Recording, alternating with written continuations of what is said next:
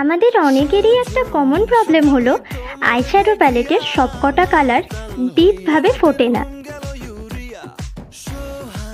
তো চলো আজকে একটা ট্রিক অ্যাপ্লাই করে দেখা যাক। এই যে দেখো, এভাবে চিরুনি দিয়ে পড়লে কিন্তু কালারটা অনেকটা ডিপ আসছে।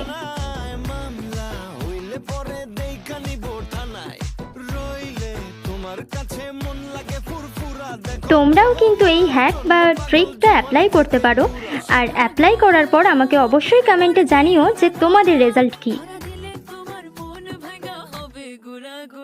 তুমি কোন শহরের মাইয়া গো?